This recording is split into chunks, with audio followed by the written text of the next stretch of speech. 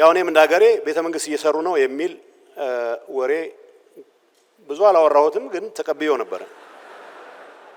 ቤተ መንግስት እየሰሩ ነው ምን ያለ ሌላ ነገር ላይ ትኩረት ቢያረግል ነበር። እኔ ከዛ የሄድኩበት ቦታ ቤተ መንግስት አላየውም። ትልቅ ከተማ ነው እየተሰራ ያለው። ሌሎቹ እስኪጸዱ ሳንጠብቅ እዚህ ውስጥ ሌሎች እስኪጸዱ ሌላ ሁሉ አሁን የጀመርነው እንደተባለው አፍርሶ እንገንባ ማለት ሳይሆን በሚሻሻሉ ይሻሻል፣ ሪፕሪዘርቭ የሚደረገው ፕሪዘርቭ ይደረግ፣ የህዝቡን መብት ባስከበረ መልኩ፣ የህዝቡን ተጠቃሚነት ባረጋገጠ መልኩ ኮንዶሚኒየሞቻችን ፌስሊፍት አድርገውም ጭምር የተሻሻሉ የመጡበት ሁኔታ አለ። አገልግሎቱ ጨምሩ።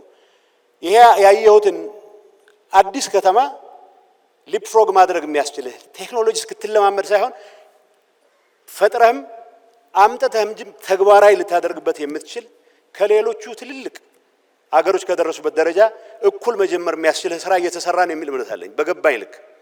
ይሄንን ማድረግ መቻል ማቀድ ይጠይቃል፣ መፍጠን ይጠይቃል። መጽሐፉም ስለ ፍጥነት የሚያወራው ይሄን አስቦ ይመስለኛል።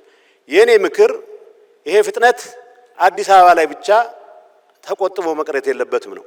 የዚህ ህልም ተጋሪ የሆኑ ሰዎች ባላበዛን ቁጥር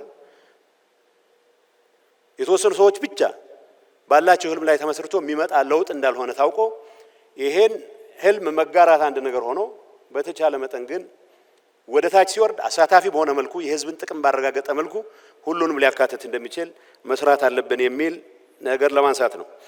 የአዲስ አበባ ከተማ ማያቸው አንዳንድ ህንጻዎች አዲስ የተሰሩ ህንጻዎች ወርክማንሺፕ ላይ የተለየ ኳሊቲ መፈጠር እንደጀመረ የሚያሳዩ ናቸው። የመጀመሪያ ያየሁት ሳይንስ ሚውዚየም ነው።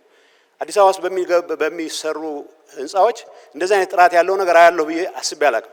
የስራዎች ጥራት እየተሻሻለ ወርክማንሺፕ እየጨመረ ይሄንን እያፍታታን የተማርን እንድንሄድ ከማድረግ አንፃር አዲስ አበባ ውስጥ መነሻ ማሳያም ስላደረጉት ነው ጠቅላይ ሚኒስትሩ።